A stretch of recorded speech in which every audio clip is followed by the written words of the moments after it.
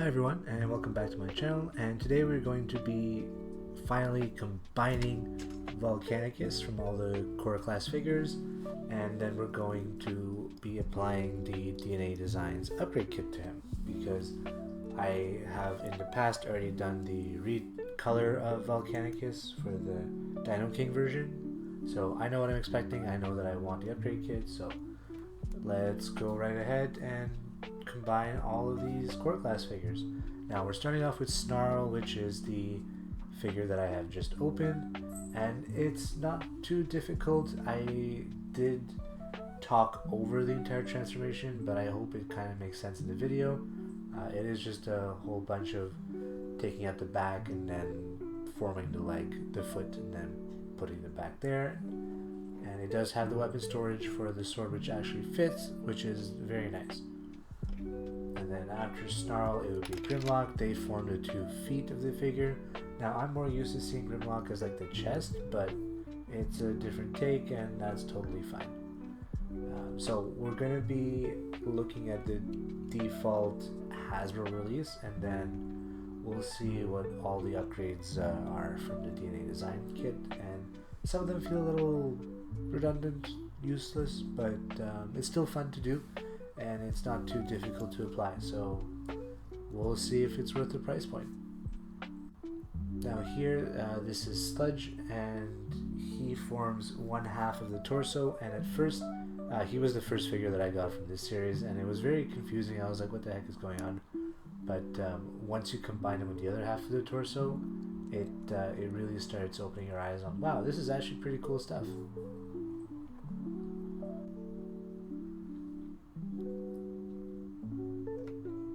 And here is piece 4, which is Dinobot Slug.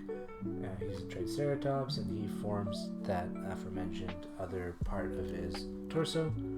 And it's actually kind of fun the way that it combines with Sludge, and a lot of things do tab in, and it just feels nice and actually secure, which is very important for a combiner.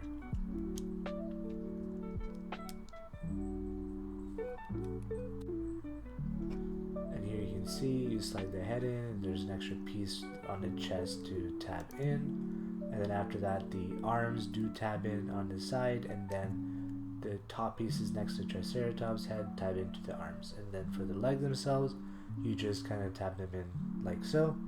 And here's my first complaint: it just doesn't really feel like legs, which is fine. It is meant to just be a combination of the Core Class figures, but it doesn't really feel like it flows, you know.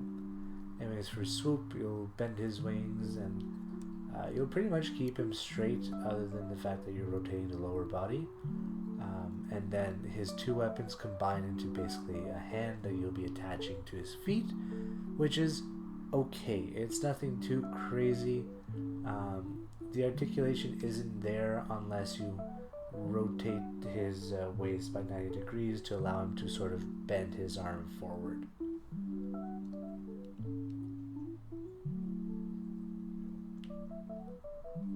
In terms of like shoulder mobility, it's alright. It has the swivel, so you can do whatever you want with it.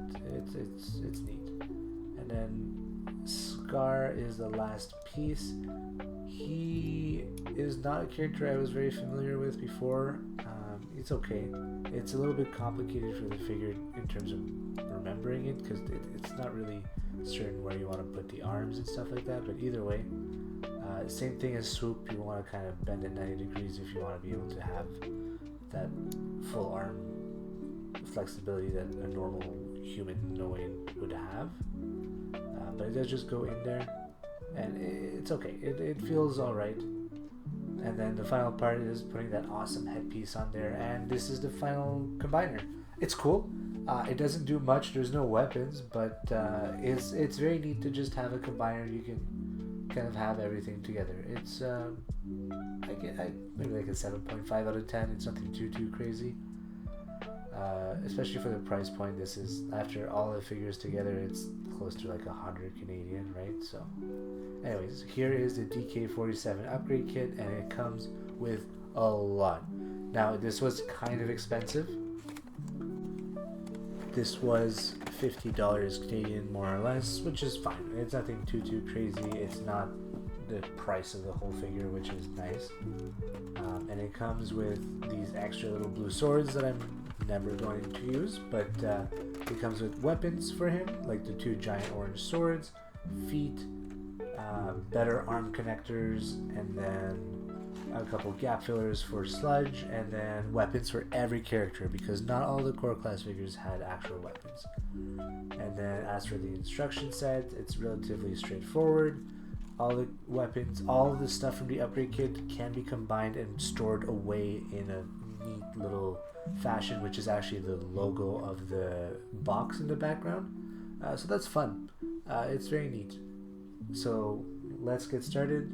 For Sledge, you're going to be adding these little gap fillers here. As you can see, he's got 4 holes on the front of his legs, which can be pretty ugly.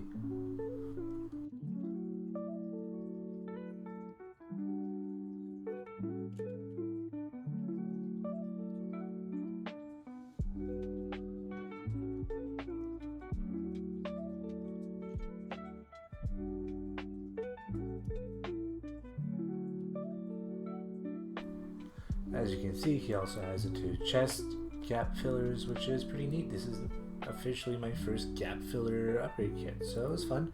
And he does come with these 2 guns, which are fun because he didn't come with any weapons at all. So it's a nice little change, and it's nice to see that he can defend himself. And they do tab into his shoulders for sort of some weapon storage, which is awesome.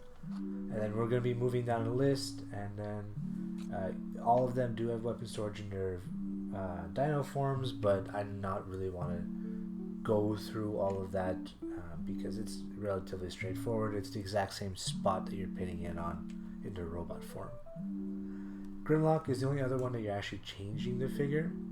So here you're replacing his torso parts from his dino form with 2 slightly newer, sleeker, more accurate parts from the DNA design upgrade kit, which is awesome.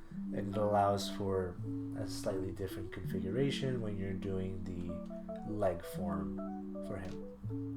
Now, like I said, everyone gets their own weapons, so I'm just taking out all the weapons here, but I'm not really sure if it really matters which of the swords you give to which character, because there's 2 of 3 different types of swords. These are the Grimlock ones. These are accurate to what the instructions told us to do. So Grimlock's neat. And then next here you can just see that it's just swords, and it's straightforward, easy peasy, nothing to complain about. It will go right onto the leg, and that's it. Storage is very easy and fun.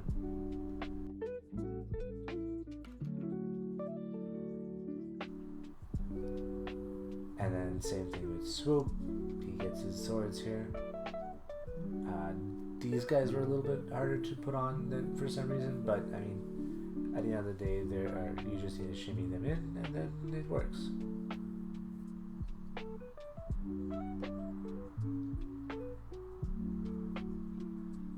And while Snarl did have his own sword, we are replacing it with these hard to put in guns. Not 100% sure why. I did keep the sword just because that is the weapon that he uses in the show, and also what his leader class version uses, so that's totally fine. And Scar also gets some weapons.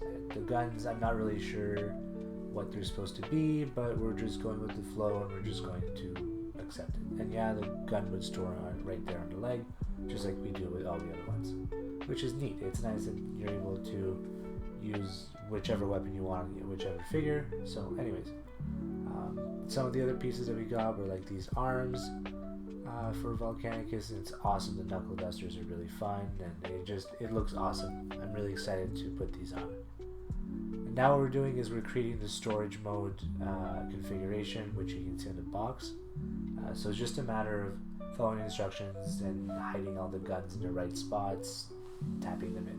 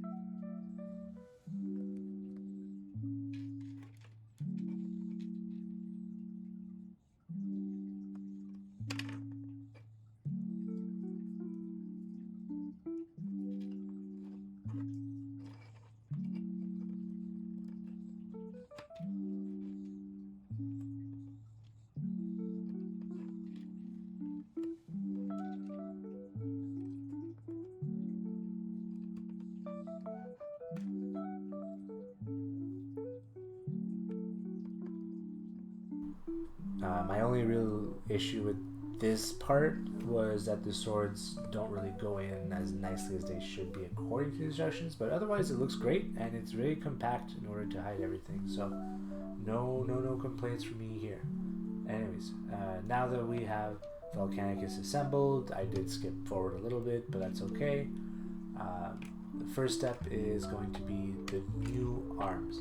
So for that, the slight changes was that for Swoop, I bent his legs all the way up, and then for Scar, as you can see, the feet are still closed. And then we'll open them up just so that we can put the arms in properly. And for the feet themselves, they're simple. You just kind of like push it into the appropriate hole, the slot that's right there.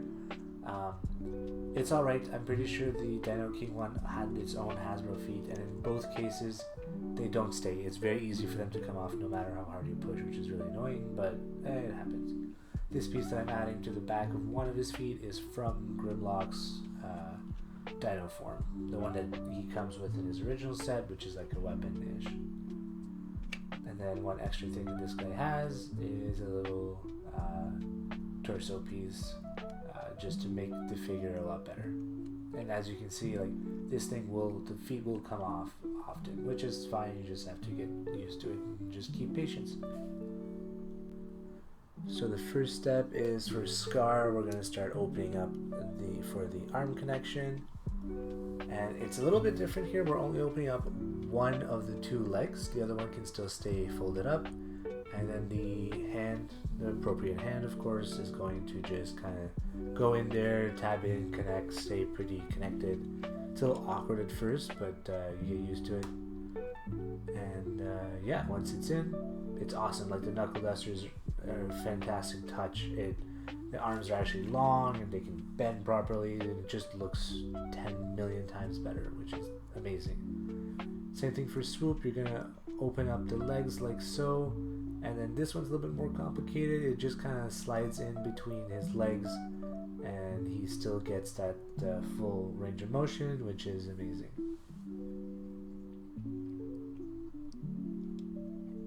And it is really fun to see how everything tabs in together, and I have no concerns or issues with this part of the transformation. And once that's it, that is Volcanicus in a full completion, which is awesome. He has his swords, which can be holstered on the back, and then these are the original like hands that we got in the Hasbro version. It does tell you to just kind of slide it in there. I can't get it to be straight in there, so it doesn't really matter to me. It doesn't feel like it's adding a lot to the figure, but that's okay. And then all of their weapons that we have gotten for the Dinobots do store on the figure, which is really fun. There's a little instruction set for that, and I do it, and it's good fun storage. And yeah, you could have like the one sword on the figure, sort of like a back holster, which is fun, or you could have two swords on his back, or just have them out, which is how I'm going to be displaying him.